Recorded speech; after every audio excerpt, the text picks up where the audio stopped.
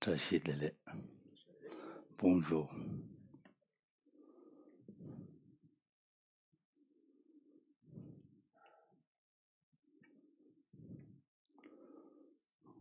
David.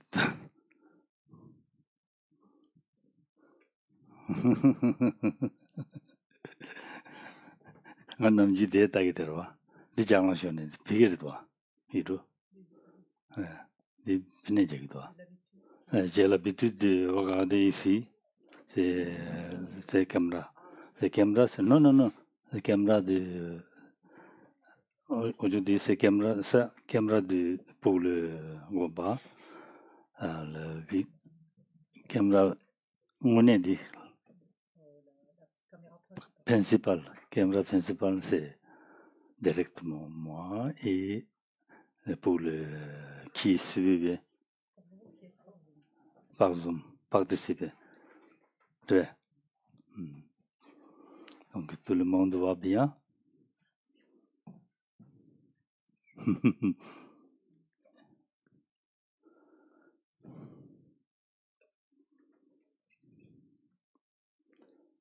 J'espère que tout le monde, avec la joie et être, alors, l'attente, qu'est-ce que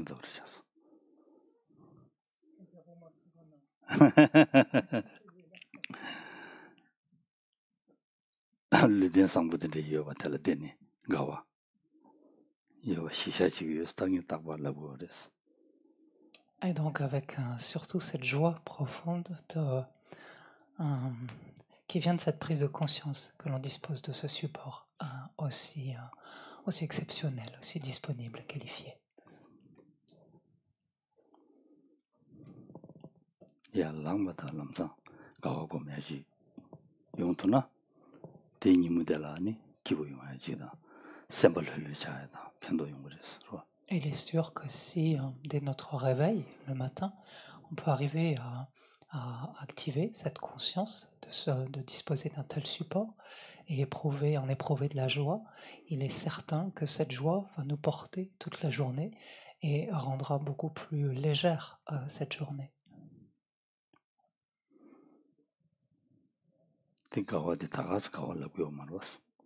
Bien sûr, c'est pas, quand on parle de joie ici, c'est pas une joie entre guillemets quelconque ou ordinaire. Maranzo mizi pebala yeneya ya landi subu debuda ya wujana lamsan gawa lebido was. Mizi peba samdam jikden jidam yina lamsa ya landi subu debuda ya wujana teni lamsa tari debuda lebido was. Bien sûr, vous avez compris, la joie dont je parle ici n'est pas cette joie que l'on éprouve quelquefois le matin en se réveillant parce qu'on a bien dormi, on se sent bien, on a une bonne journée qui nous attend et donc on est plein de joie. C'est un autre type, enfin une joie qui trouve sa source ailleurs, ici. Parce que cette joie qu'on éprouve ici et là de temps en temps, qui est valable certes, mais c'est une joie très fugace en fait, elle, qui vient pas de quelque chose de profond finalement.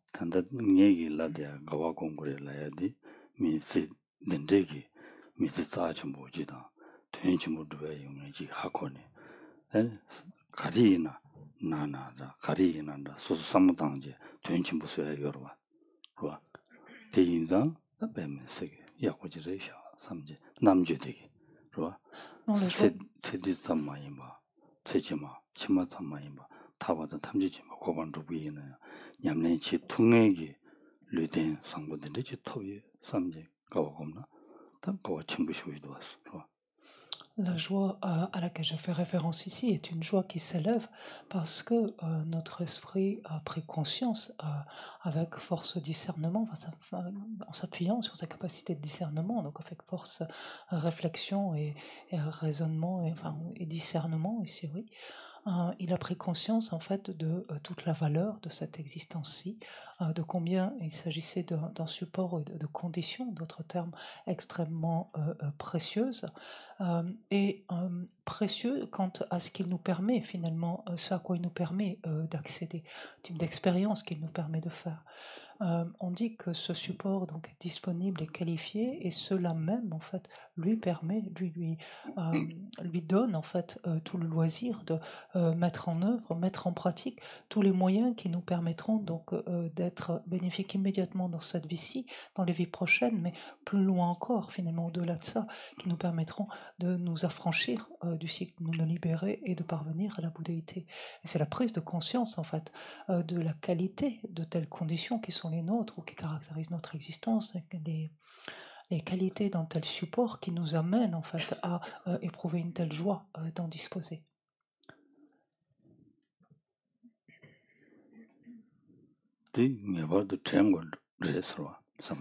Et ça, c'est une prise de conscience qu'il importe de raviver encore et encore, continuellement notre esprit.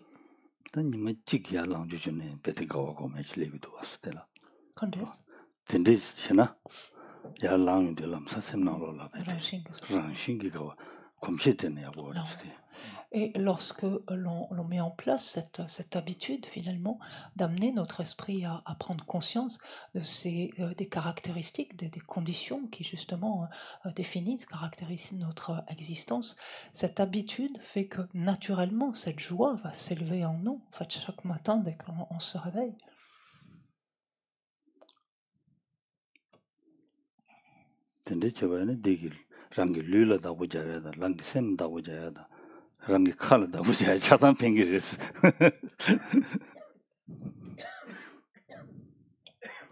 Et une telle prise de conscience nous amène naturellement donc à prendre soin de notre corps, prendre soin de notre esprit, et même prendre soin de notre parole, de nos propos finalement. Ça bénéficie à tout.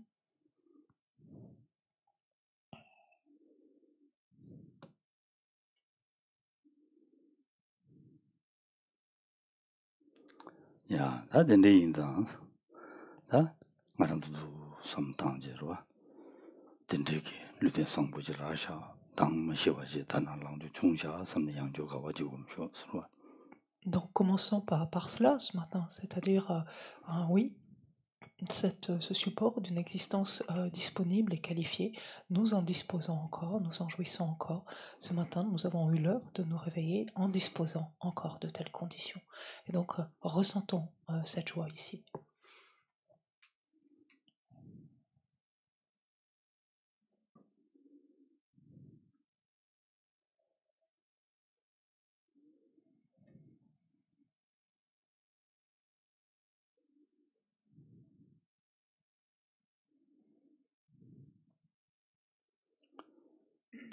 되니 준주 전부 나눠라. 대회된데 신도 녀가 가서. 네. 가서 집유든도 토반주 봐라. 개대들라 펜바 맞음나. 치대 양다 저와 갈란이 신송여랬어. Ni pas dit que 대회된데 신도 녀가 가지. 네. 집유든도 토반주 봐라. 집유든도 토반주 된다 줘야. 다 랑다 신 참여기 된다 줘야 그 누가 용에 룹통에게 된대지 토반주 봐라. 집유든도 토반주 봐라. 다 개대텔라. 다 오늘 전에 다고자 야고진 펜바 맞음나? 다 라리아 된대지 다 이해하는 신도 갈래 가고 그래. 생송으로 지대 양다 저 갈라니. 한진도 배 아름도 랍자르스로. 디셈나 양내 양도 삼탕도나. 전에 제주 졸라마다야. 펜도 용거리스로.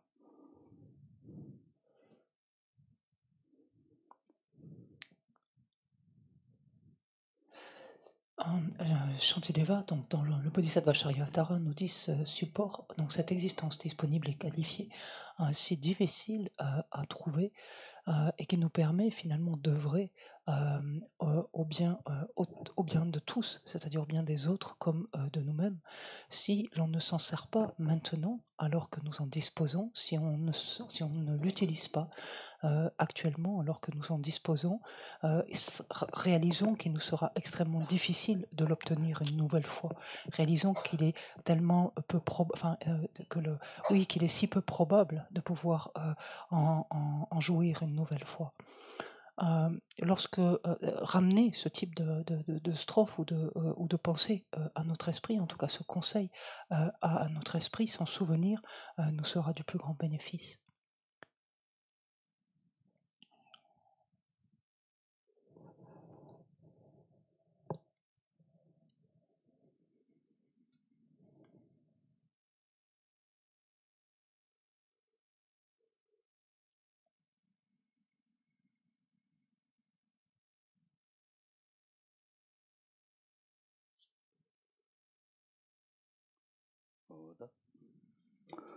다 딘데 삼당제 오늘 전에 다 다지 오늘 전에 다 딘데기 루딘 상보 야구지 라샤 디 루딘데라 당이기 섭사지 마지나 다 딘데기 루딘 상보데 라양 니에 가버리 스송야데 오늘에다 삼당쇼와서.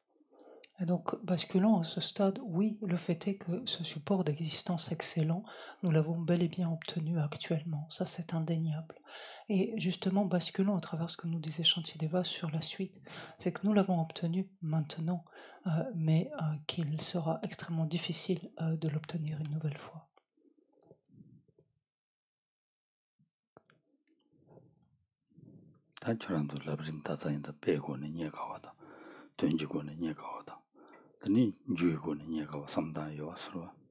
Et comme vous avez tous ici donc, déjà étudié les étapes de la voie, le lamrim, vous savez comment le lamrim nous montre la difficulté d'obtention qu'il y a d'un tel support, que ce soit par le biais d'analogies, en le concevant à travers des analogies, que ce soit par le biais de la nature même de ce support, ou que ce soit encore du point de vue des conditions, des causes pardon, nécessaires à son obtention.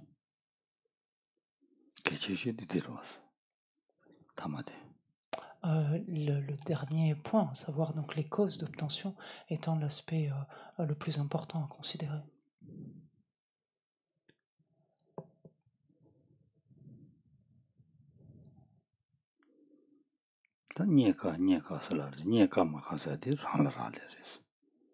Alors après, difficile à trouver, ça dépend étroitement de soi finalement.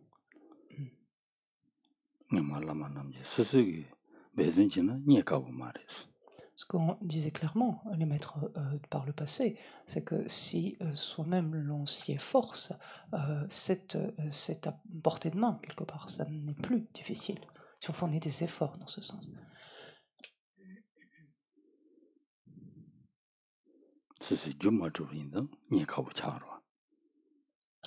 C'est difficile à partir du moment où on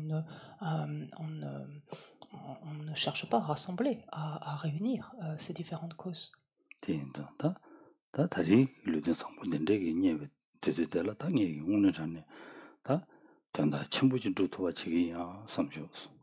Et donc à ce stade ici, prenons cette décision quelque part, c'est oui, ce support d'existence extraordinaire, nous en disposons à présent, prenons cette décision, déterminons-nous à l'utiliser au mieux pour lui donner tout son sens, ou en tout cas le plus de sens possible.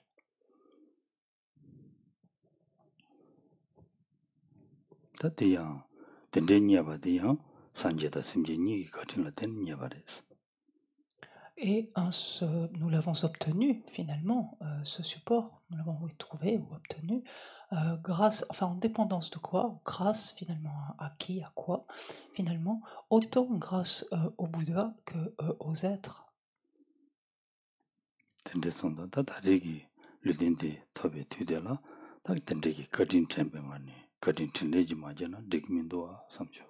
Lorsqu'on prend aussi conscience donc qu'une telle obtention dépend étroitement des uns et des autres, forcément c'est de la gratitude qui s'élève en nous, et lorsque l'on ressent en fait de la gratitude, naturellement ce qui s'ensuit c'est le besoin de manifester notre reconnaissance, notre gratitude en retour. enfin de la manifester, cette gratitude. Et en fait, cela, c'est de nous y employer dès maintenant, en fait, pas de différer plus avant.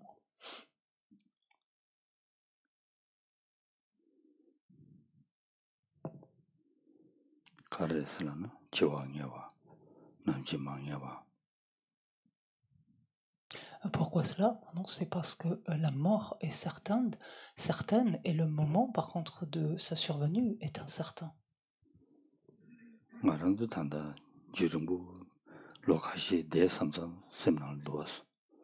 Parce que, honnêtement, à l'heure actuelle, on a ce sentiment qu'il nous reste encore quelques années devant nous.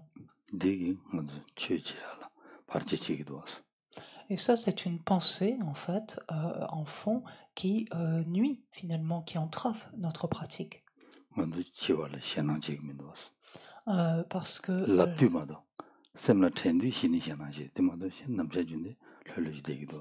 Parce que très honnêtement, au quotidien, en fait, la mort, et en l'occurrence notre mort, on ne parle pas de l'extérieur, notre mort, ça nous fait pas beaucoup d'effet. Alors oui, bien sûr, quand on en parle, ou lorsque on essaie de méditer ce point-là, oui, mais dans le plus clair du temps de notre quotidien, ça ne nous fait pas vraiment d'effet. On n'y pense pas.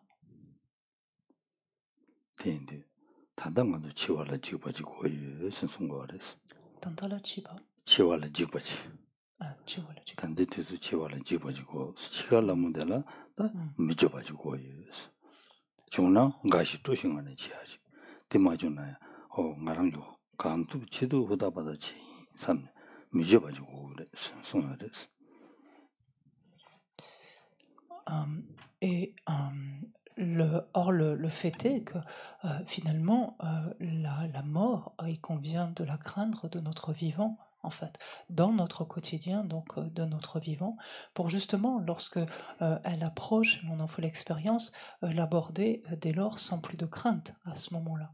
Et on dit même que, idéalement, finalement, un pratiquant qui est assez rodé l'aborde avec joie, finalement, l'aborde avec joie, oui, une forme de joie, de satisfaction, peut-on dire.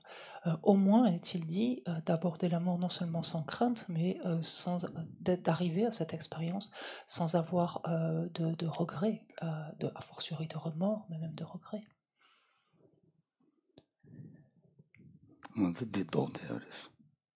Et finalement, regarde, nous, c'est exactement le contraire qui se passe en ce qui nous concerne. Alors, autant dans notre quotidien, on n'y pense absolument pas, autant au moment, en fait, ou à l'approche de la mort, là, on commence, en fait, à être fortement ébranlé, en fait.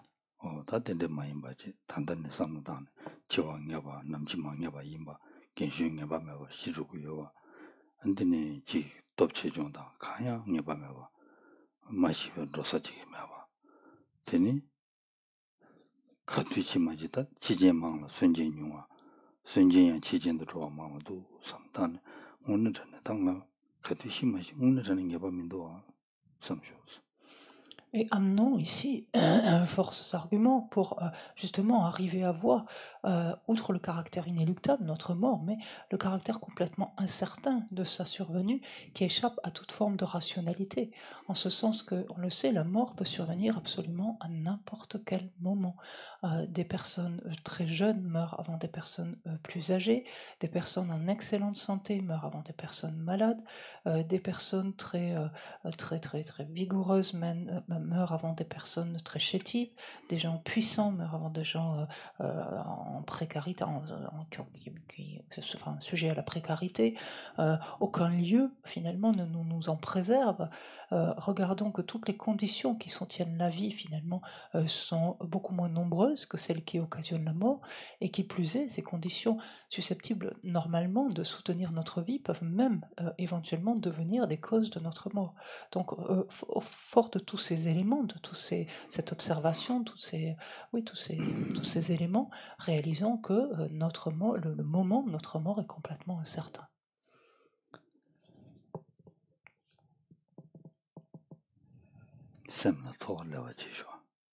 et imprégnons en fait réellement notre esprit de cela, de sorte à pouvoir ressentir en fait désormais cette imminence possible finalement de la mort, à la ressentir, de notre mort, j'entends.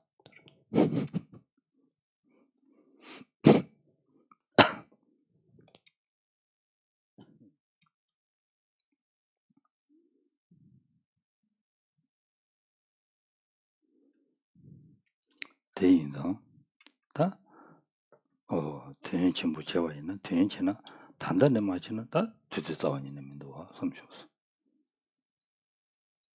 Et dans la mesure où ce support donc, est exceptionnel de par tout ce à quoi il nous permet d'accéder, en fait, réalisons que vu que nous n'avons pas de temps finalement devant nous, c'est dès maintenant qu'il faut nous employer finalement en extraire tout son sens.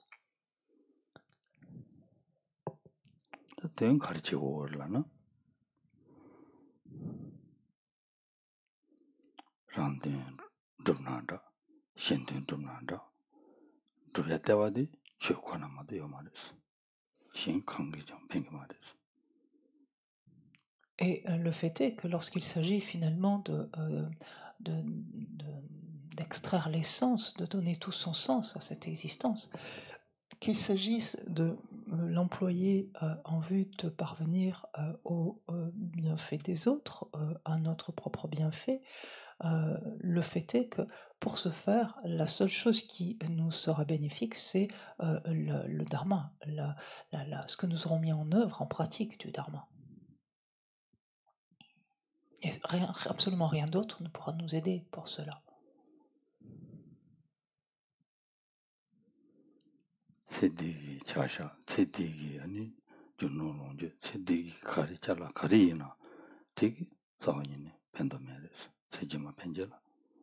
Parce qu'il est évident que lorsqu'il est question désormais donc de nos existences ultérieures, absolument rien des richesses que nous aurons pu accumuler, des biens que nous aurons pu accumuler, des possessions qui seront les nôtres, absolument aucune d'entre elles ne nous rendra le moindre service pour cela.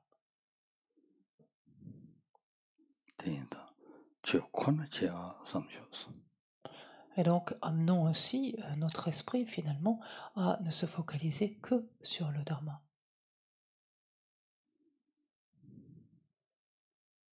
Au sens à ne s'adonner en fait qu'au dharma, à le mettre en œuvre.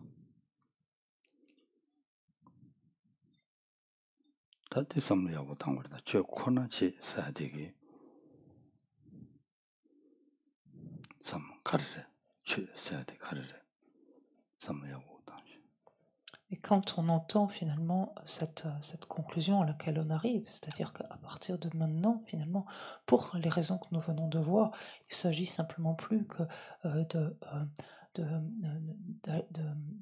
mettre en œuvre exclusivement que le dharma, la question qui s'ensuit immédiatement, quelle est-elle? C'est qu'est-ce que c'est finalement le dharma? Qu'est-ce qu'on entend par le dharma?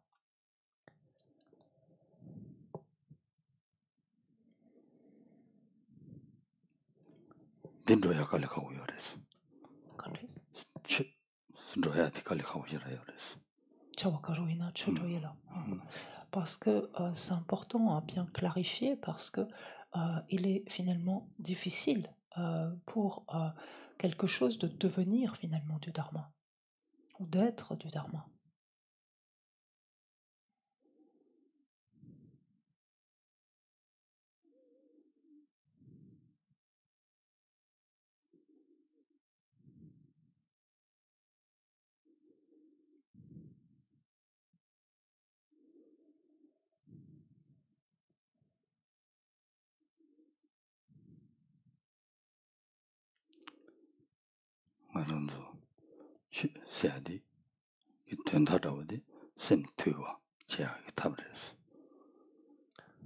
Foncièrement, qu'est-ce que c'est le dharma? C'est le moyen dont nous disposons pour assouplir notre esprit.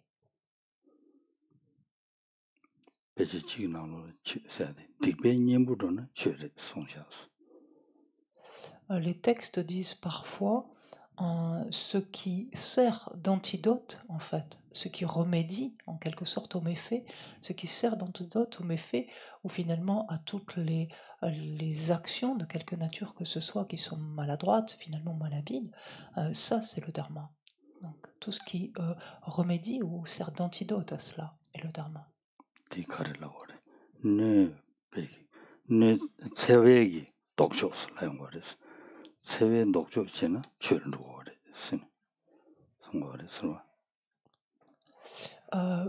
Quand on dit donc des choses malhabiles, donc le terme utilisé ici c'était, mais ou des choses comme des méfaits par exemple. Qu'est-ce qu'on entend? Donc des choses qui portent atteinte, qui nuisent, qui causent du tort. Et à partir de quand on estime que quelque chose nuit, porte atteinte ou cause du tort? À partir du moment où il est à l'opposé de la bienveillance, en fait. Et donc quelque chose qui remédie finalement, qui sert d'antidote à ce qui est opposé à la bienveillance, c'est le dharma.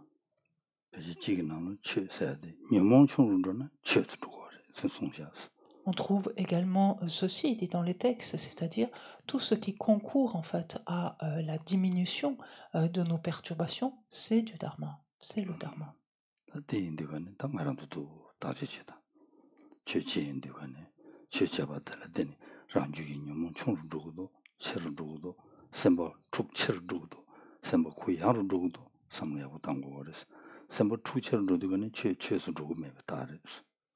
Et donc, examinons en fait la manière dont nous avons recours à ce dharma, ce que nous pouvons considérer nous-mêmes comme étant une pratique ou quelque chose comme ça qui relève du dharma.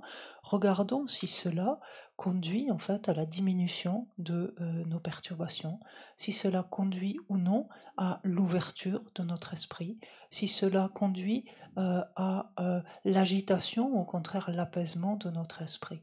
Parce que dans le cas contraire, donc, on ne pourra pas parler finalement. Donc s'il s'agit d'agitation, s'il s'agit au contraire d'avoir un esprit de plus en plus étriqué au lieu de plus en plus ouvert, d'avoir des perturbations de plus en plus prégnantes, cette chose-là ne pourra pas être considérée comme une pratique du dharma. En tout cas, cette chose-là ne relèvera pas du dharma.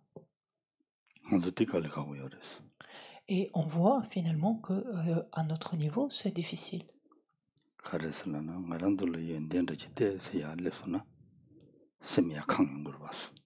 À notre niveau, c'est difficile parce que dès lors que nous avons quelques petites qualités, immédiatement nous nous campons sur le sommet de ces qualités. En fait. Ça fait bizarre en français, Geshe-la ça.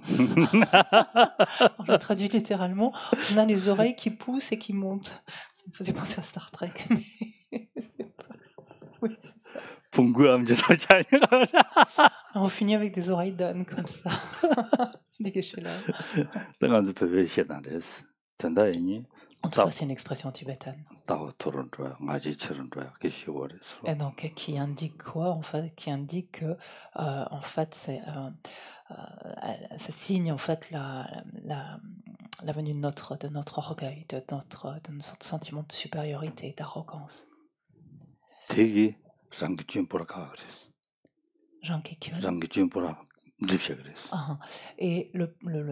un des troubles en fait majeurs aussi de cet orgueil, de cette arrogance, c'est qu'en fait il éclipse quelque part, il dissimule, il masque à nos yeux en fait toutes nos imperfections, tous nos défauts.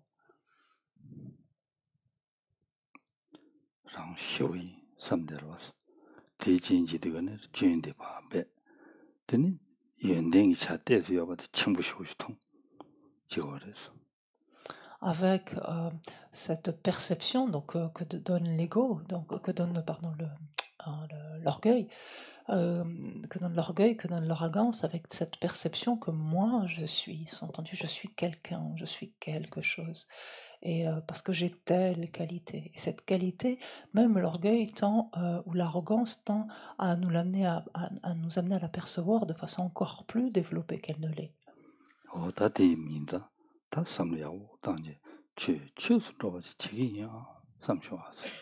Et donc, amenons ces prises de conscience dans notre esprit et du coup cette vigilance en disant non, la seule chose à laquelle je veux réellement m'adonner, c'est quelque chose qui relève vraiment du dharma et pas autre chose.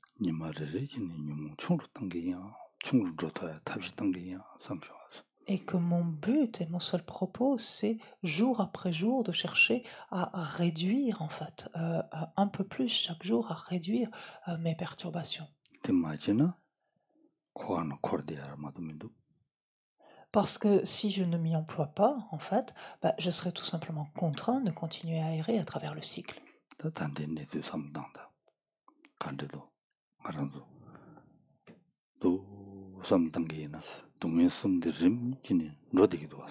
Et prenons un temps pour observer justement à quoi ressemble, rien déjà que du point de vue de notre seule perspective, mais à quoi ressemble en fait le fait d'être, d'être contraint d'errer à travers le cycle, c'est de voir finalement que notre existence est une succession d'expériences, consiste en une succession d'expériences qui toutes relèvent de la nature de la souffrance, donc qui relèvent de tel type ou de tel type de souffrance à un moment ou à un autre, mais toujours de la nature de la souffrance.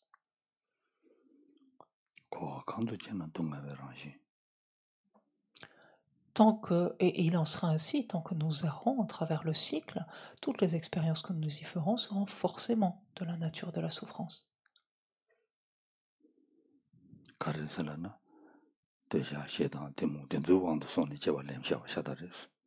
Pourquoi? Parce que toutes ces existences-là ont été prises sous le coup, en fait, de l'attachement, de l'aversion et de l'ignorance.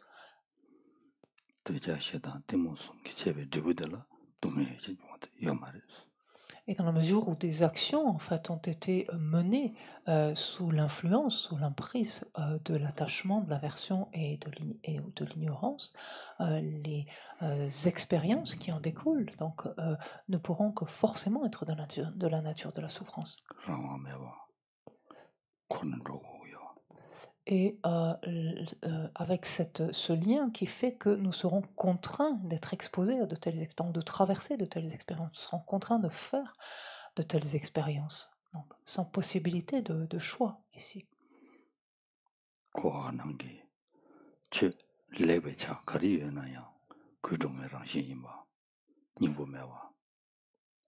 Amenons également notre esprit sur le fait que tous les aspects excellents, tous les aspects agréables, plaisants en fait de l'existence et plus largement du cycle des existences, tous ces aspects-là en fait eux-mêmes sont aussi de la nature de la souffrance.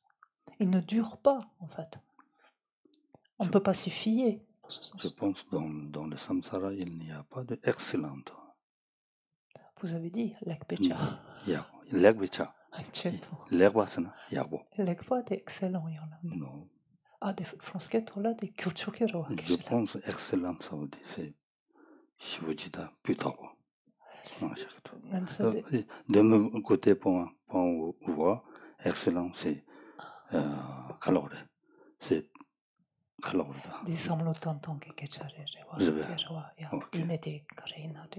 Alors, si vous pensez que Sheila n'est pas à l'aise avec le mot excellent, mais c'est correct de le rendre, mais si on peut dire, toutes les... En fait, parce que c'est ce que j'expliquais que c'est simplement une question de point de vue. Les choses qui nous paraissent excellentes, donc qui nous paraissent bonnes, pour nous en français, ça veut dire ici la même chose. Voilà. Donc c'est simplement de notre point de vue. Donc toutes les choses qui nous paraissent bonnes, voilà, sont aussi de la nature de la souffrance. Excellent,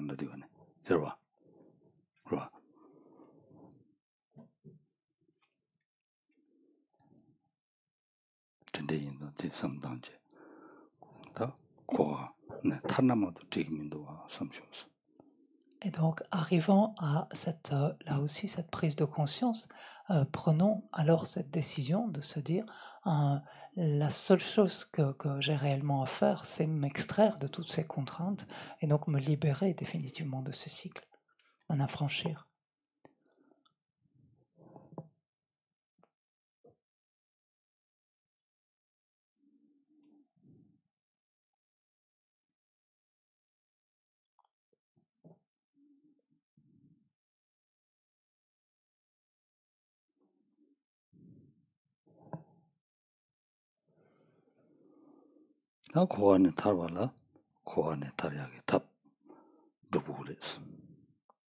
Et donc désormais, lorsque l'on aspire ainsi à se libérer du cycle, il importe en fait de rassembler les moyens pour y parvenir.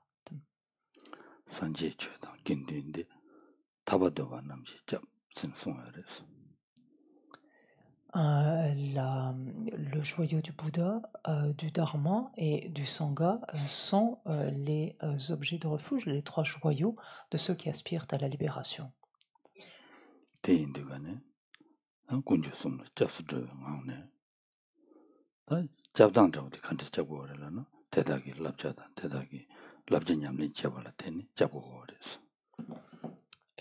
se tourner en fait vers les trois joyaux, qu'est-ce que ça veut dire? Ça veut dire prendre refuge en eux, et prendre refuge implique quoi? Implique d'agir conformément à leurs conseils, conformément à leurs instructions.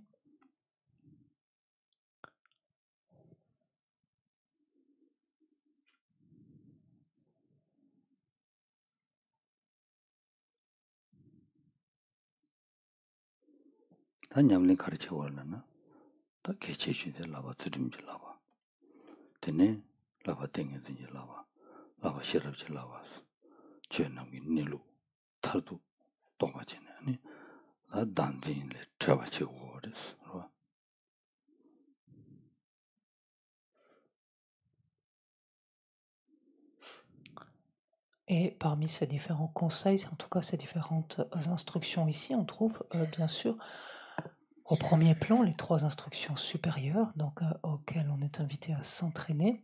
Instruction supérieure de l'éthique, celle de la concentration et celle de la sagesse. Et sagesse en particulier ici, qui est celle qui nous permet de percevoir en fait le mode d'existence des phénomènes. En d'autres termes, cette sagesse qui nous permet de nous défaire de cette conception de l'existence réelle.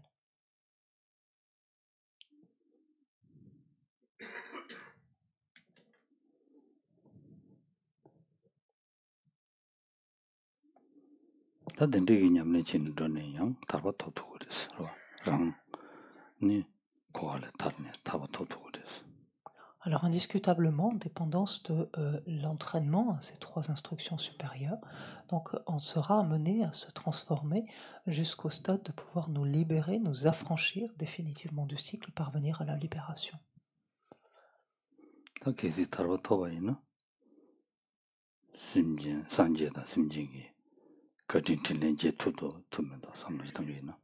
Alors ensuite, interrogeons-nous, une fois parvenus à une telle libération, est-ce que finalement nous aurons manifesté notre gratitude finalement à tous les êtres? Nous aurons pu manifester en retour à tous les êtres tout ce que nous leur devons, finalement tout ce que nous nous sommes redevables. Aux êtres et au Bouddha, s'entend bien sûr.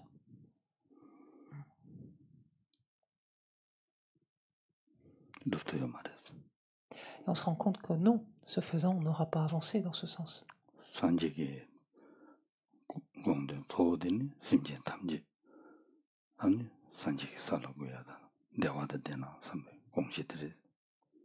Pour la bonne raison que quelle est l'aspiration, quel est le souhait de tous les Bouddhas, c'est de voir en fait tous les êtres se libérer et parvenir à l'état de Bouddha eux-mêmes.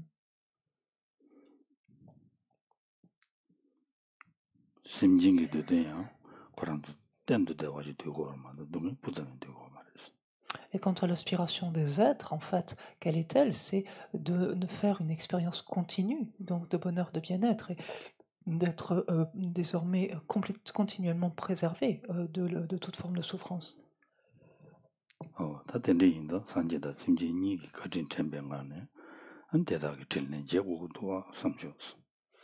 Et c'est ainsi que lorsque l'on prend conscience de tout ce que l'on doit, en fait, au Bouddha et tout ce que l'on doit aux êtres, on arrive naturellement à cette aspiration donc de voir cette égalité qu'il y a entre eux et nous, en tout cas pour les êtres, et ce désir de nous échanger avec. Nyamjegone, son sang, Nyamjegone, Kareson, Tamatamadi, Tichinli Kanade Tantan, Tantade, Samchala, Jege, Adi Kyankyan. Ah, compte, excusez-moi, j'ai un doute. Donc on n'allait pas si loin que la méthode d'échanger là, pardon. Que venait donc que s'élevait en nous donc le désir désormais. Donc non pas on n'en voyait pas simplement la nécessité, mais que s'élevait en nous le désir et l'élan désormais d'agir en vue justement d'être bénéfique à tous les êtres, pour manifester notre gratitude. Pardon.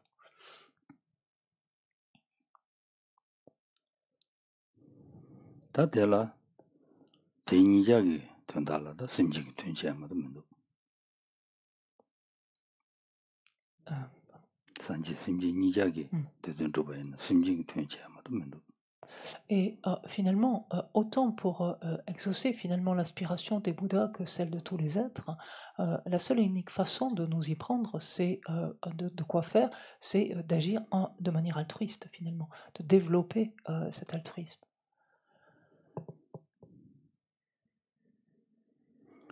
Et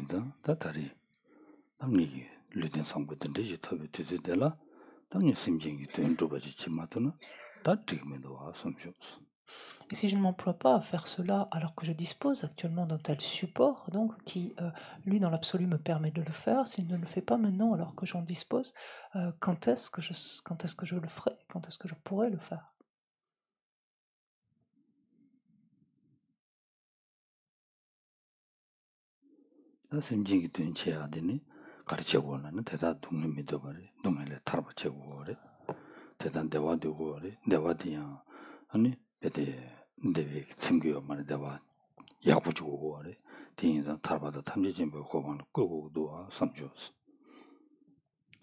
Et donc concrètement, de quelle manière, on l'a dit, donc agir en faveur des êtres, c'est de leur procurer ce à quoi ils aspirent, c'est-à-dire de les préserver de la souffrance sous toutes les formes donc que ce soit, de les préserver de quelque expérience de souffrance que ce soit, et d'autre part de les amener à faire une expérience de bonheur, mais ils n'aspirent pas à n'importe quel bonheur, ils aspirent à une expérience pérenne, en fait, continue de bonheur, de bien-être.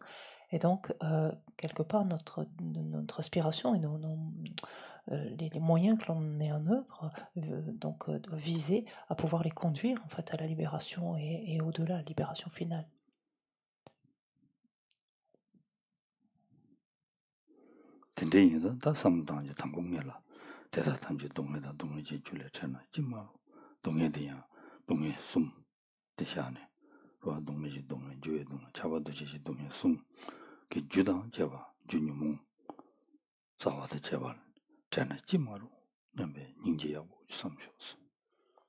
Et ainsi, pour commencer, donc commençons à observer donc l'expérience de souffrance donc qui caractérise finalement l'existence des êtres, et aspirons alors à ce que tous puissent être débarrassés justement de cette expérience continue en fait de la nature de la souffrance, qui prend ici l'aspect de souffrance, ici l'aspect de souffrance du changement, là l'aspect de souffrance inhérente à l'existence conditionnée, et non seulement à ce qu'ils se trouvent à l'abri donc désormais de toutes ces formes de souffrance, mais également que soit éradiqué finalement de leur esprit tout ce qui tout ce qui les initie, c'est-à-dire toutes ces causes que sont en fait les perturbations, donc les perturbations racines ici principales.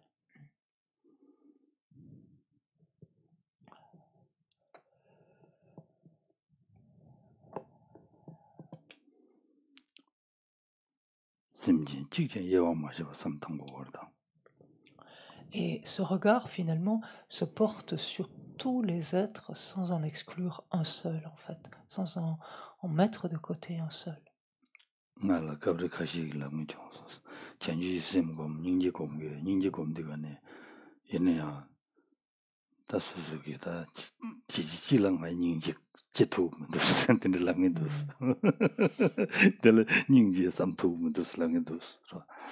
Et quelquefois, ça m'est arrivé d'entendre des personnes venir me voir en me disant: «Oui, moi je médite la compassion, l'esprit d'éveil».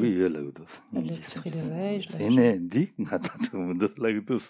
je médite assurément, mais par contre, pour telle ou telle personne, là, c'est pas possible, hein. Là, je peux pas du tout, en fait, éprouver de la compassion à leur égard. Ça, c'est pas possible.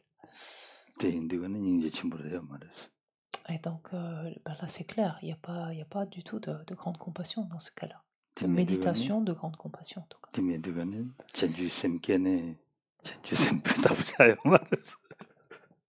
Et si tant est qu'un esprit d'éveil pourrait s'élever, ou en tout cas un semblant d'esprit d'éveil pourrait s'élever, il ne s'agirait pas vraiment de l'esprit d'éveil.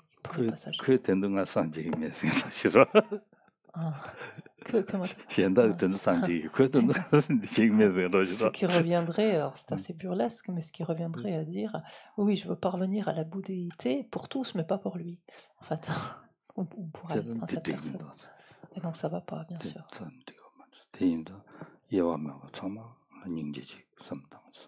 Et donc ici, c'est vraiment un regard complètement équanime qui embrasse absolument tous les êtres sans en omettre, sans en exclure aucun, en fait.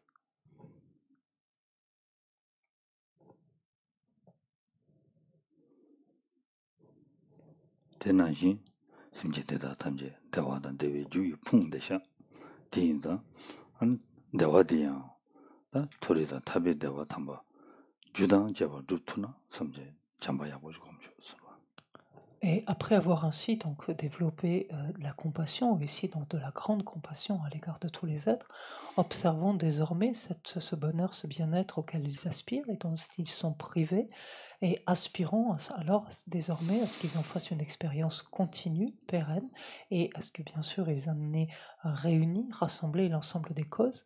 Et c'est ainsi donc à partir du moment où on envisage l'ensemble des êtres que s'élève en nous donc le pendant de la grande compassion, savoir la grande bienveillance.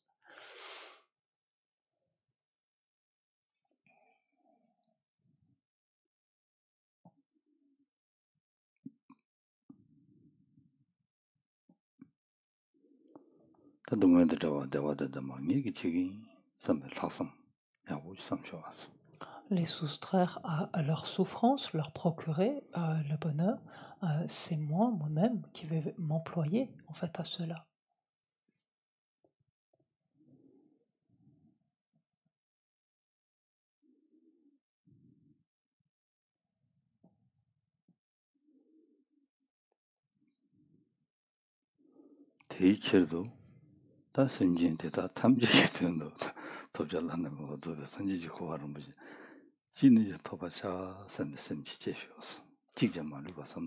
Et c'est pour cette raison et cette raison seule en fait que je vais parvenir, que je décide de parvenir à la bouddhéité, voyant en fait que c'est le seul état qui me permettrait en fait de faire cela. Et ici, de faire cela, c'est-à-dire de soustraire les êtres à leur souffrance, leur procurer le bonheur, une expérience pérenne de bonheur, de bien-être, et de les amener tous en fait à cela. Donc encore une fois, sans en omettre aucun.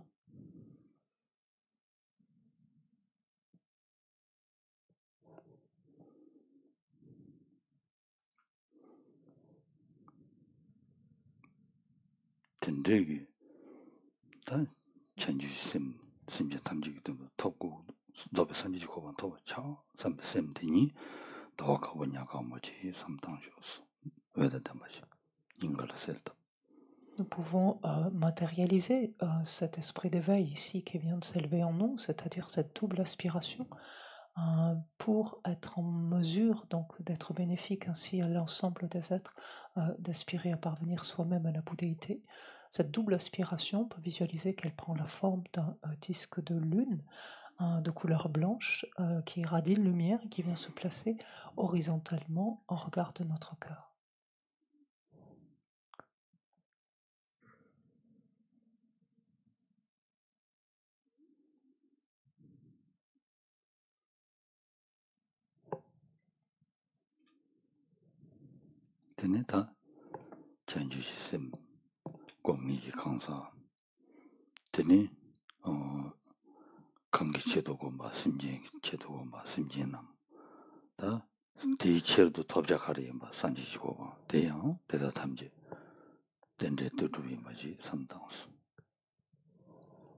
Puis nous pouvons réfléchir au fait que cet esprit d'éveil qui a été engendré, nous-mêmes qui l'avons développé, ceux en relation avec quoi il s'est élevé, à savoir les êtres, ceux notamment qu'il se propose d'obtenir, c'est-à-dire l'état de Bouddha ou le bien-être de tous les êtres.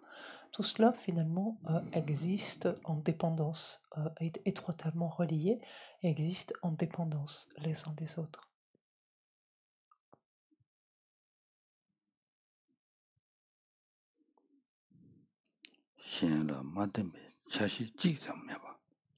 Et qu'aucun de ces phénomènes ici, de ces facteurs, n'existe sans dépendre en fait d'autre chose que de lui-même. Aucun phénomène n'existe de cette manière, de façon, de manière propre, donc de par lui-même simplement.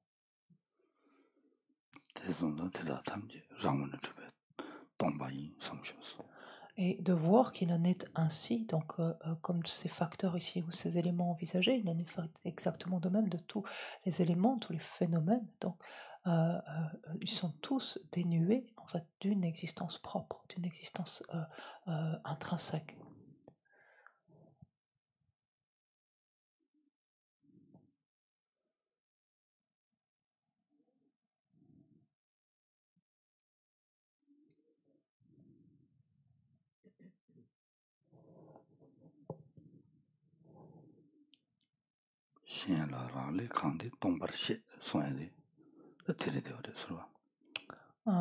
Nagarjuna nous dit sache que ce qui existe en dépendance est vide. En fait, reconnais-le comme étant vide.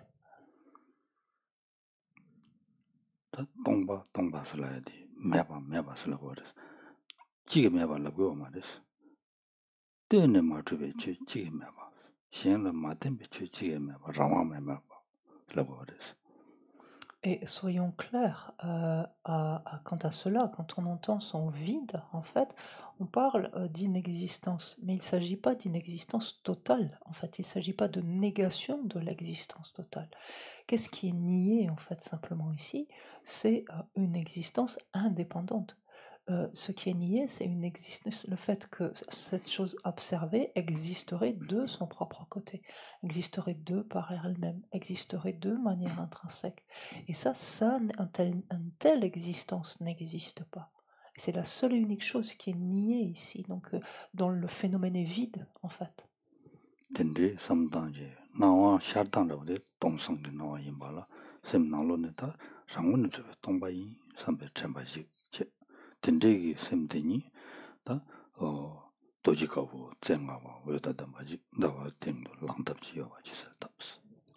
Et donc en observant ainsi tous les phénomènes, bien sûr, la seule apparence de ces phénomènes qui s'imposent à notre esprit alors est ce vide, puisque c'est on observait jusque-là la manière dont ils existaient, et on voyait bien que ce mode d'existence intrinsèque n'existe pas, donc la seule chose qui apparaît à l'esprit c'est ce vide, mais cette apparence de vide est bel et bien comprise, perçue comme n'étant jamais que l'absence d'existence intrinsèque, l'absence d'existence propre. Et on peut alors comme précédemment, visualiser par exemple que à la fois cette apparence vide et donc ce qu'elle signifie, c'est-à-dire cette absence d'existence intrinsèque, se matérialise sous la forme d'un vajra blanc à 5 branches, irradiant de lumière lui aussi, qui vient se placer verticalement sur le disque de lune, déjà au regard de notre cœur.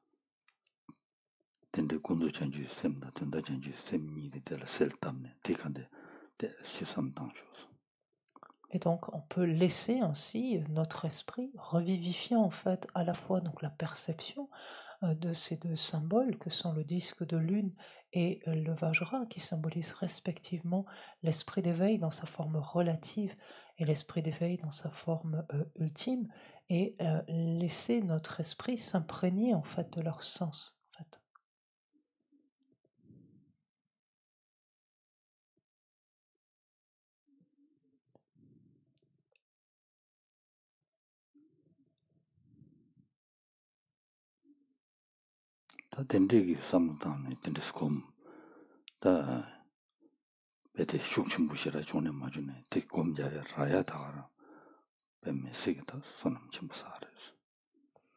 Prenons conscience que finalement, quelle que soit la profondeur de notre méditation, notre possibilité ici de méditation, le fait est que de l'amener en fait à se familiariser avec ces deux dimensions de l'esprit d'éveil est une source faramineuse de mérite. On lui permet d'accumuler une quantité faramineuse de mérite.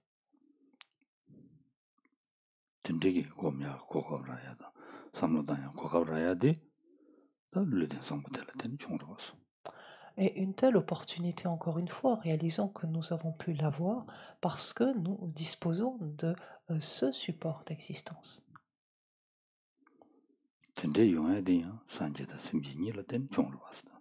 Et que ce support d'existence, donc si excellent, nous en disposons grâce au Bouddha et grâce aux êtres.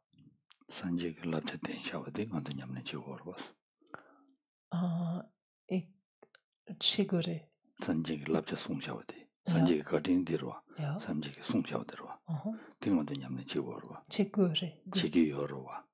Tanta Chegoro. Aha, los.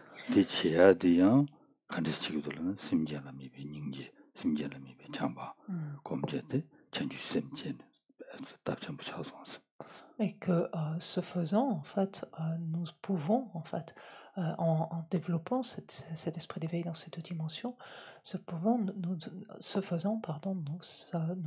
que nous avons fait, c'est manifester notre gratitude à l'égard des Bouddhas, en ce sens que ce que nous avons fait, c'est mettre en pratique leurs conseils, leurs instructions, qui consistent à quoi œuvrer donc ainsi au bien des êtres, et c'est-à-dire à engendrer donc cette dimension altruiste.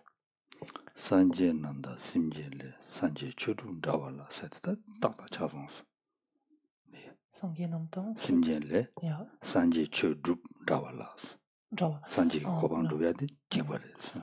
Et cela nous amène à voir en fait la justesse de ce que nous dit Shantideva quand il nous disait que la bonté des Bouddhas égale celle des êtres en ce qui est de nous permettre de parvenir à part égale finalement à la libération, à la bouddhéité, libération finale, à l'état de Bouddha.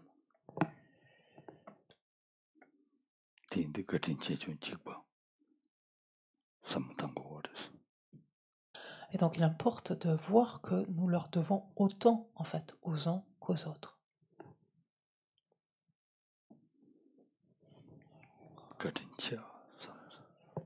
Et imprégnons là autant que possible notre esprit de cette gratitude.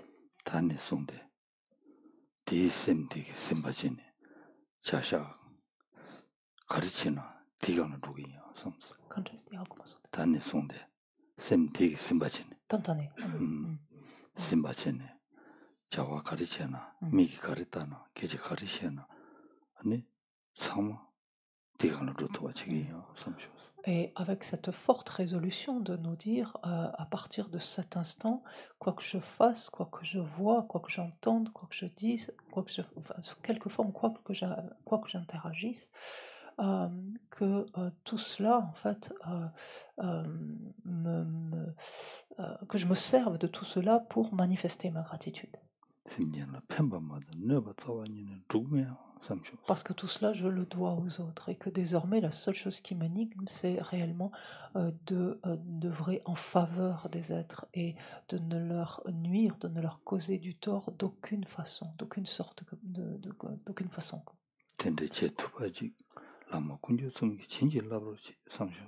Et là, nous pouvons donc nous tourner vers les trois joyaux, nos maîtres, vers les trois joyaux, en leur demandant en fait de bénir notre courant de conscience en vue d'être capable de faire cela.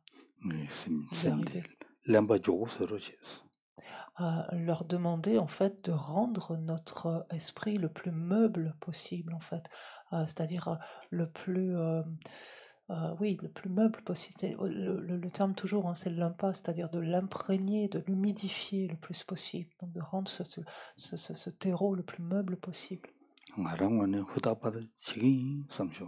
Avec simultanément donc à cette requête qui leur est faite de nous octroyer leur bénédiction, avec simultanément cette détermination de nous-mêmes faire de notre mieux dans ce sens. Parce que ça, c'est une dimension importante. Parce que sinon, simplement demander des bénédictions, ça on le fait souvent déjà. Le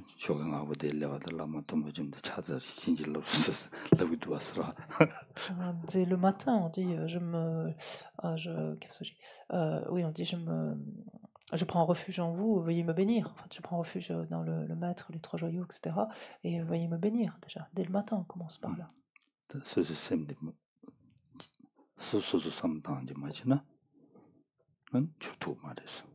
Et si en même temps soi-même on n'agit pas dans ce sens-là, en fait, il est clair que l'on ne va pas pouvoir se transformer. Les choses ne pourront pas advenir ainsi.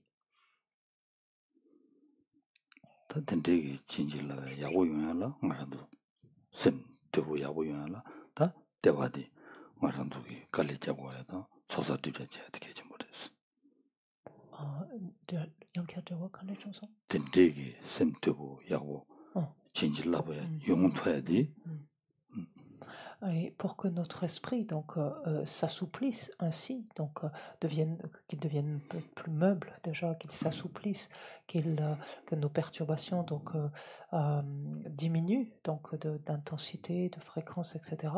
Pour cela, nous avons besoin de nous appuyer sur une accumulation donc de mérite, d'énergie positive et une purification de méfaits consistante. Tendegi yongya chedo tatari tandade o jayu seta namsha junde na yinjin junja sumbane sonde ma denshos jayu seta rangi yeyen la ya roari tu simje tamje yoba samtans misigi ram magawe rit chile yoba samtangina tendule ninje ya o samtandona shenda lela bare deores.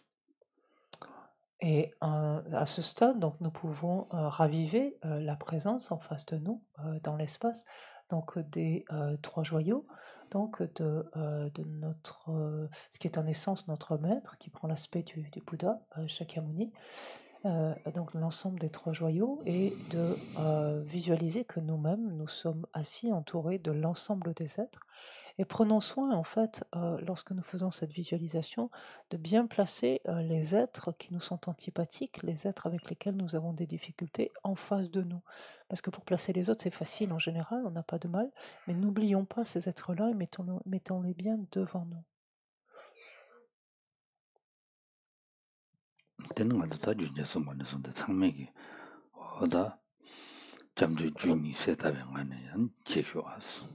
Et donc prenons soin tous de rassembler donc à l'esprit, d'amener à notre esprit les deux causes qui font qu'il y a prise de refuge, de visualiser qu'il en est exactement de même de tous les êtres qui sont à nos côtés, et donc les mains jointes, donc de prendre refuge en nous.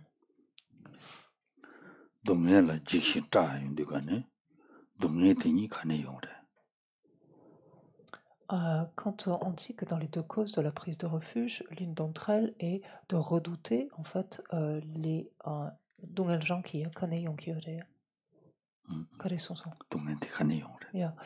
redouter en fait la souffrance. Donc c'est ce qui nous amène à ce qui nous mobilise en fait pour prendre refuge. D'où vient cette souffrance? D'où vient la souffrance? La souffrance, elle vient justement de tous ces méfaits, en fait, donc tous ces actes préjudiciables. Et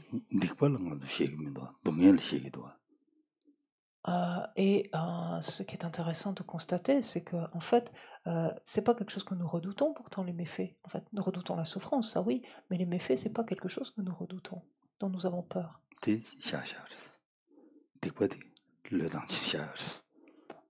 C'est bien quelque chose qu'on met soigneusement de côté. En fait, on s'en préoccupe pas trop.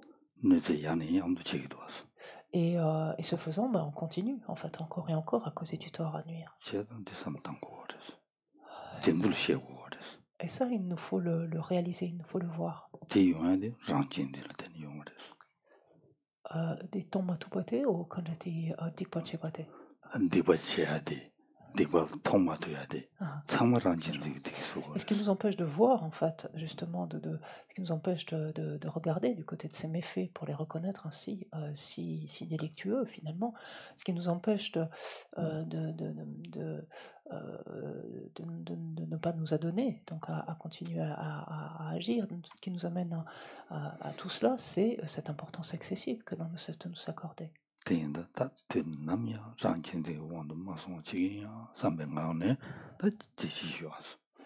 Donc avec ce désir, à ce stade ici, c'est avec ce désir de justement cesser de nous accorder donc cette importance aussi excessive que nous allons donc nous tourner vers les objets de refuge et adresser donc à la fois cette louange et ces prières.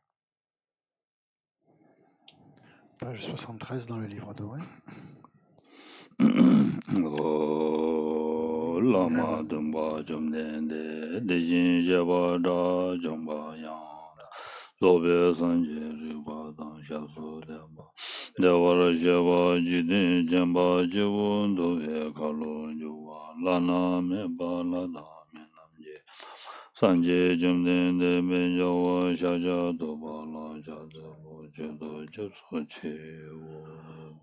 Maître enseignant, Bhagavan, Tathagata, Arhat, Bouddha pleinement accompli, parfait en connaissance et en bonne conduite, Sugata, connaisseur du monde, insurpassable, guide des êtres à discipliner, enseignant de tous les dieux, de tous les hommes, à vous, Bouddha, Bhagavan, glorieux conquérant Shakyamuni, je rends hommage et présente des offrandes, en vous je prends refuge.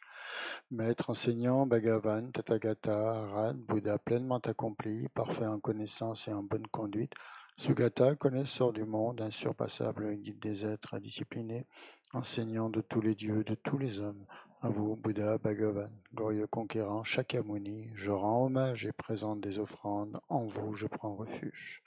Vous, chef parmi les hommes, à votre naissance, vous avez fait 7 pas sur cette grande terre et annoncé « Je suis suprême en ce monde ». À vous, sage en ce temps-là, je rends hommage.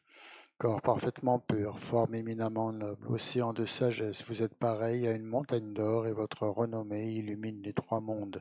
À vous, Sauveur suprême, je rends hommage. Vous êtes orné des marques excellentes, votre visage est semblable à une lune immaculée, et votre teint pareil alors, à vous, je rends hommage. Pur comme vous, les 3 mondes ne le sont pas, à vous dont la sagesse est incomparable, je rends hommage. Sauveur à la grande compassion, enseignant qui connaît toutes choses, champ de mérite aux qualités aussi vaste que l'océan. À vous ainsi allez, je rends hommage. Par la pureté, il délivre de l'attachement, par la vertu, il libère des renaissances infortunées. Unique chemin, réalité pure et suprême, au dharma qui apaise, je rends hommage. Vous êtes libérés, montrez la voie qui mène à la libération. Vous observez avec ferveur les préceptes de l'éthique, champ pur doté de réalisation. À vous, assemblée suprême, vouée à la vertu, je rends hommage. Hommage au suprême Bouddha, hommage au refuge du Dharma, hommage à la noble Sangha, avec une dévotion infinie, hommage à vous 3. À vous qui êtes dignes de respect, m'inclinant avec des corps aux aspects les plus divers, aussi nombreux que les atomes de tous les royaumes. Avec une foi suprême, je rends hommage. Ne commettre aucune action nuisible, s'engager dans des actions saines, parfaites, discipliner complètement son esprit, tel est l'enseignement du Bouddha. Comme une étoile, une aberration visuelle, une flamme, une illusion, une goutte de rosée ou une bulle, un rêve, un éclair ou un nuage, considérez ainsi tous les phénomènes composés.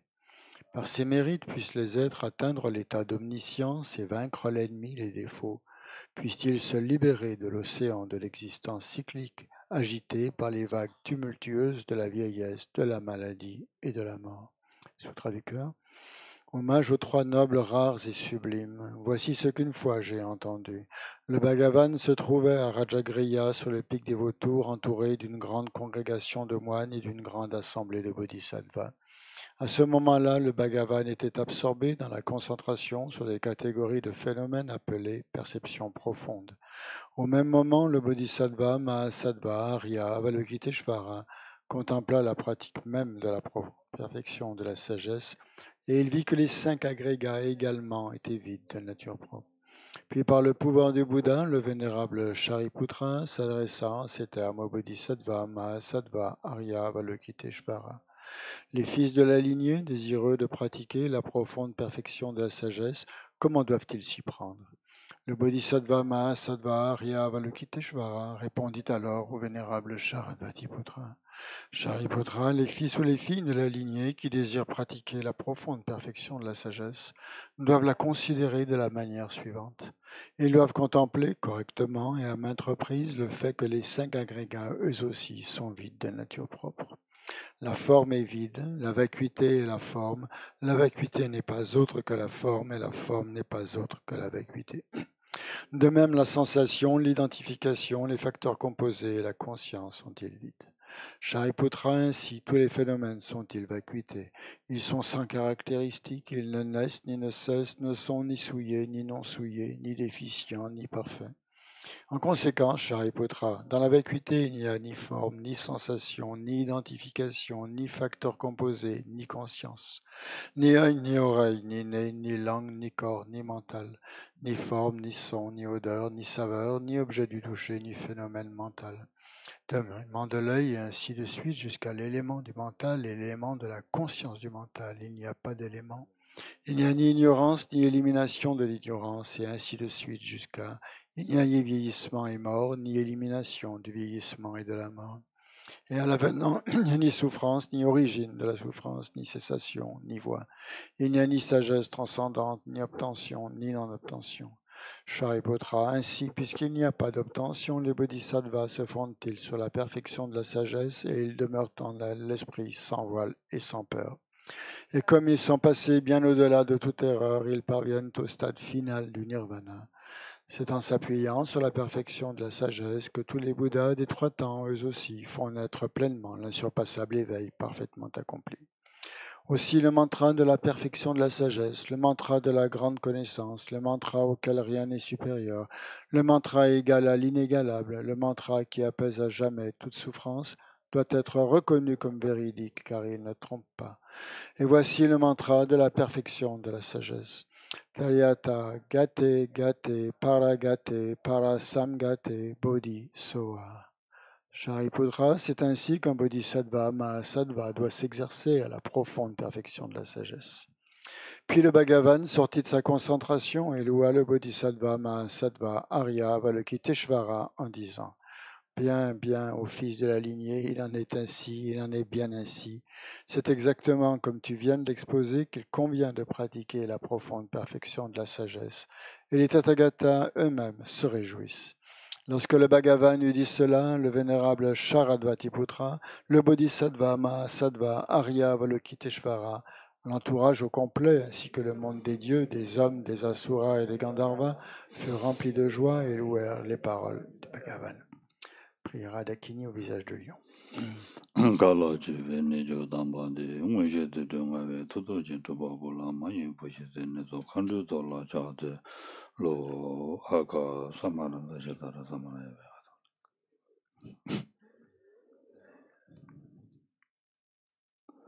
Aga samaranda jadara samaraya bedaya da gade gade paragade parasanga bodhi soha bhava kunjo sumje gayi dembe topji chir doba juji meba juji shiva juji tagaba jimendebe joringe badanje shindo guru soha.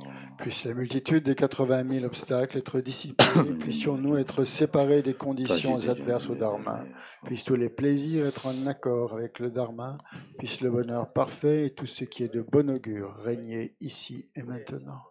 On va dire les 2 prologues maintenant sur la feuille volante. Grâce aux connaisseurs de tout, elle conduit à la paix les auditeurs qui recherchent la pacification. Grâce aux connaisseurs des voies, elle permet à ceux qui œuvrent au bien des êtres d'accomplir leur but dans le monde. En la parfaite possession, les sages enseignent la variété de tous les aspects. Devant la mère des Bouddhas et ses assemblées d'auditeurs et de bodhisattvas, je me prosterne. À celui qui, montrant que ce qui se produit en interdépendance n'a ni cessation, ni naissance, ni interruption, ni pérennité, ni venue, ni aller, et n'est ni multiple, ni un, montre l'apaisement des concepts, la paix. À cet éveillé parfait, le plus saint des philosophes, je rends hommage. On va à page 98 pour l'offrande de mandala. Sachi pagi choshi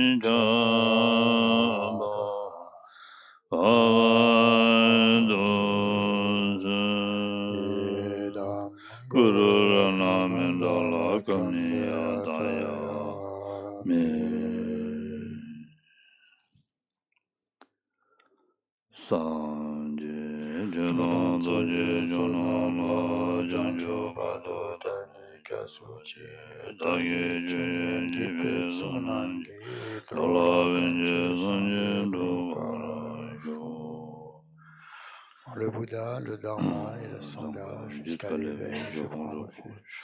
Grâce aux mérites réunis par de l'enseignement, puissais-je devenir un Bouddha afin d'être bénéfique à tous les êtres.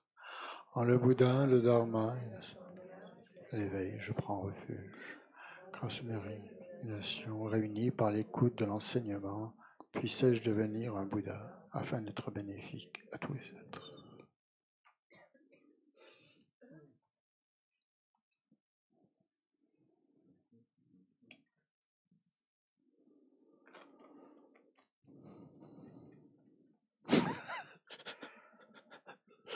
Sanji Chezoma Dindi Gale Doas. Sanji Chezoma Dindi Tigdi Damadaji Gale Doas. Le quatrain du refuge, c'est toujours un peu bancal à la fin. C'est toujours un peu. Ça dépend des jours. Ça dépend des jours. Ça dépend de l'esprit. Non?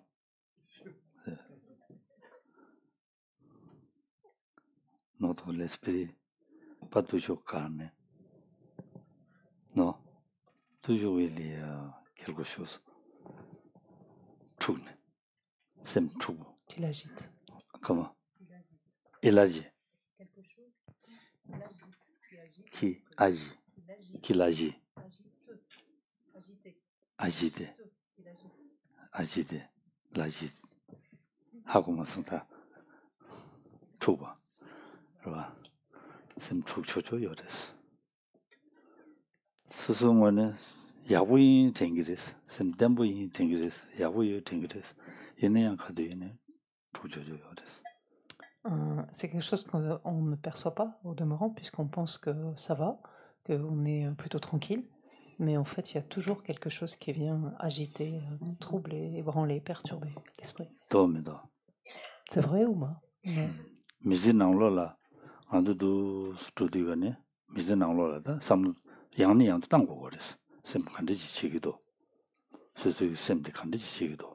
Alors oui, on peut répondre à cette question, bien sûr, si continuellement dans notre quotidien on observe notre esprit. C'est quand même la chose qui importe que nous avons à faire, c'est regarder qu'est-ce qui se passe dans notre esprit, qu'est-ce qu'il fait, qu'est-ce qu'il est sur le point de faire.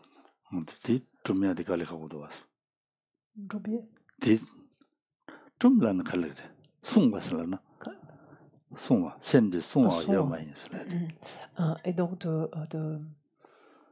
c'est toujours pareil, on dit de garder notre esprit, c'est-à-dire au sens de De le retenir, en fait, de l'empêcher d'agir en fait, sous le coup de la samsung. Ce que nous dit Shantideva, il nous dit dès l'instant où l'esprit n'est pas gardé, en fait, il ne peut pas y avoir d'éthique. En fait, il ne peut pas y avoir de préservation de l'éthique. C'est garder au sens comme on garde un troupeau, en fait. Même sens, c'est vraiment la même expression.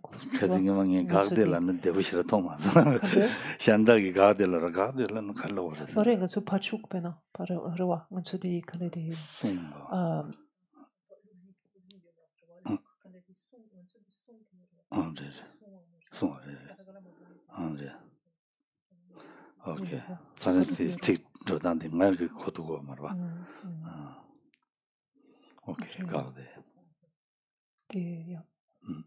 T'es tu tardo, rangi,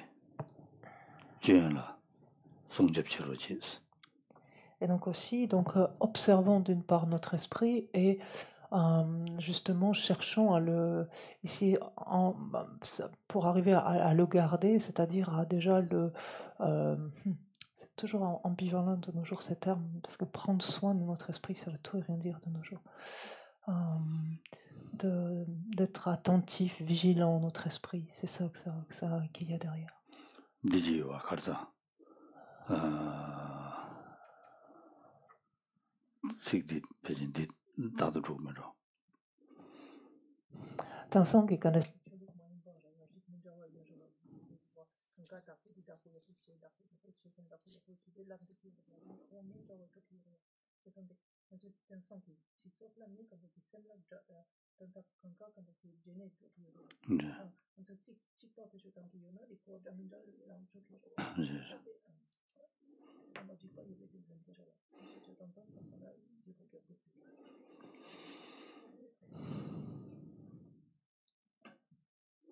강기 동과 시대 바요 인사지도 대 남주 농당교와 강시建立 제와 대마제 대라 제베랑시 요마이建了 레강의 동바시 강기 동과 시대 바요 인사지도 노래도 바요 인사지도 어디 바이사디 잡고 누구래 누마라 강기 동바시에 바이오 인슬라이디 디나미도 디요고래 저랑 알당제 등을 저랑 디나로 지샤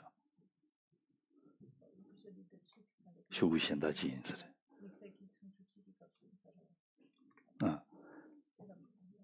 단능가민도 다 전다야니 아람도 셈디 송야디 개침벌에 세들라비에서와 셈디 아람도 소소소 나와 다줘 말했어 진때와 드렸어 소소소 나와 다줘 말했어 소소 나와 다줘 장난 타와 어디 마야고인 다만 마야고인 세 디셈라 축충부여 그랬어 스스로의 지시하고도 야부인과 통해야지. 가두이나 통대죠. 어디서 써버렸어. Donc la première des choses en fait, quand on observe notre esprit, c'est de sortir en fait de cette certitude que ce que nous faisons, ce que nous pensons, ce que nous sommes est bien en fait. Voilà. Et de sortir de cette certitude que nous pensons la bonne chose, nous allons dire la bonne chose, nous, ce qui est dans notre esprit, c'est la bonne chose, etc. Que nous sommes, voilà, que tout va bien de notre côté. C'est vraiment sortir de cette certitude-là.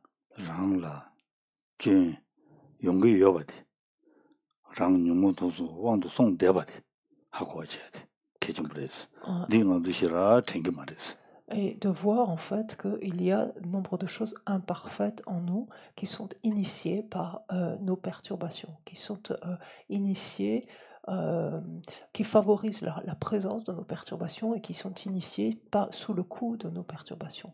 Et ça, c'est quelque chose que nous ne voyons pas, dont nous n'avons pas pris l'habitude, que nous n'avons pas pris l'habitude de regarder, et c'est quelque chose qui est indispensable pourtant.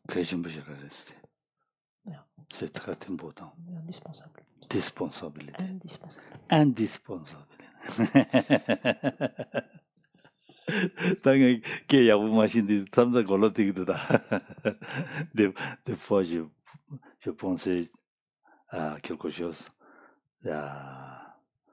Je n'ai pas bien compris ce qu'elle dit, donc peut-être raté, c'est la vraie.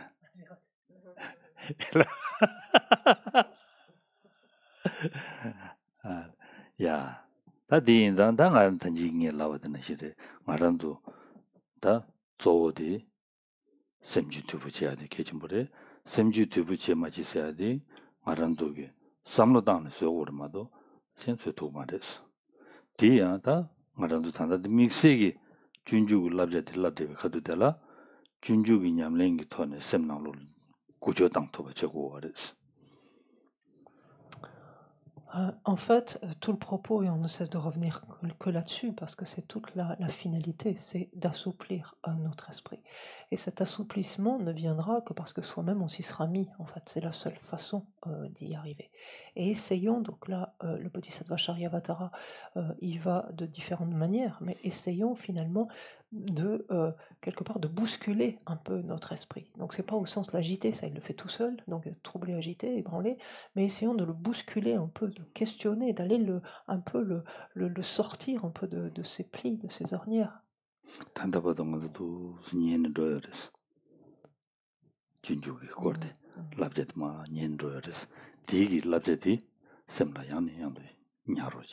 Parce que jusque-là...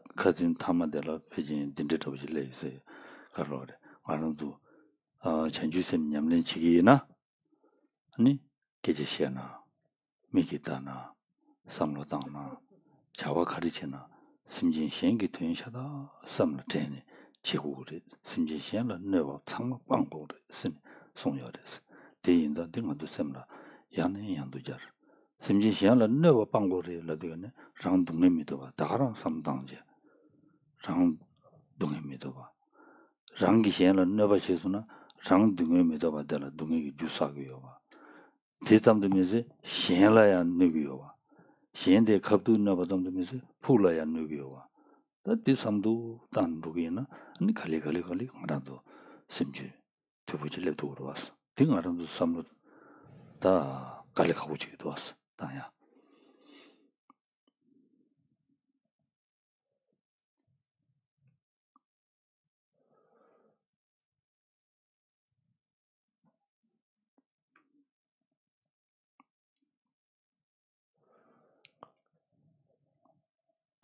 Et jusqu'à présent, finalement, on vient d'écouter, donc peut-être d'étudier cet enseignement sur le Bodhisattva Charyavatara jusqu'au stade où nous en sommes arrivés. Et chacun de ces quatrains sont autant finalement de choses qu'il importe d'amener à notre esprit, qu'il importe de servir comme d'autant d'outils finalement sur notre esprit, d'appliquer en fait à notre esprit. Et si l'on reprend ce sur quoi, enfin le stade où nous étions arrêtés, c'était finalement en quoi consistent les actions d'un être donc, qui a engendré l'esprit d'éveil. C'est finalement de voir que toutes ces actions, qu'il s'agisse d'aller, de venir, de penser, de parler, d'interagir directement nous avec les autres, que toutes ces actions ne visent qu'à être bénéfiques aux autres. Donc que toutes ces actions soient mues en fait par l'altruisme et au contraire se préservent coûte que coûte de quelques torts, quelques nuisances qui pourraient être occasionnées à l'autre. Et se préserve de toute nuisance en fait occasionnée à quiconque, avec finalement cette double compréhension que d'une part, pourquoi on s'abstient de nuire à l'autre? C'est parce qu'en nuisant à l'autre, on sait très bien que ce faisant, on se prépare des souffrances qui nous sont indésirables, donc autant de choses que nous ne souhaitons pas, et que d'autre part, ce faisant, on inflige à l'autre, en lui causant du tort, on lui inflige en fait une souffrance, et a priori à court terme, donc, et de par la réaction, finalement, on lui nuit à long terme, parce que de par la réaction qu'il aura très vraisemblablement, il se crée aussi des causes de souffrance aussi à venir. Donc ce faisant, par ricochet, on porte atteinte à deux niveaux, donc de suite et à plus long terme chez l'autre aussi. Donc toutes ces réflexions, c'est encore et encore qu'il faut en imprégner notre esprit. Et c'est ça qui finit par le toucher et le transformer. Mais ça, c'est quelque chose qui nous est difficile, que nous ne faisons, enfin, que nous ne faisons pas, en fait.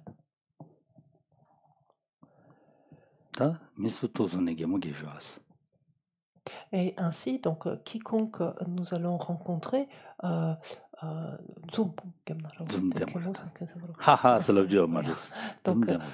quiconque nous allons rencontrer, abordons-le avec le sourire, en fait.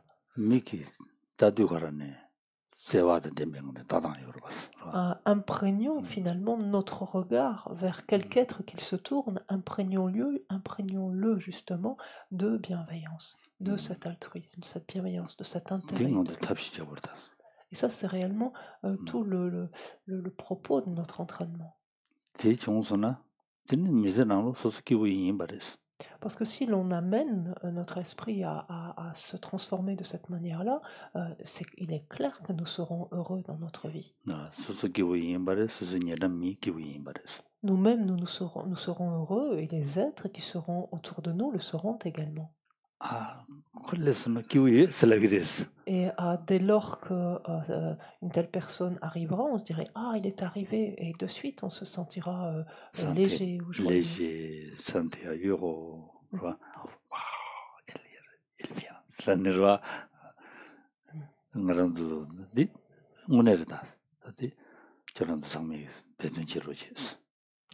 Et ça, c'est très clair, c'est sûr. Et donc, efforçons-nous tous dans ce sens. Et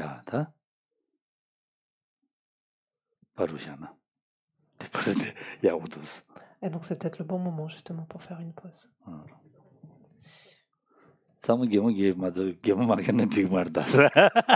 Et donc là, c'est maintenant distribution massive de sourires. S'il vous plaît, ne vous faites pas, ne vous donnez pas des mines renfrognées à vous. 사시 베지조심에도 좀 지랄리시니 대전바데 산지신도미데 도그난다신라저바라조 이다만 구루라나면 감니야다야미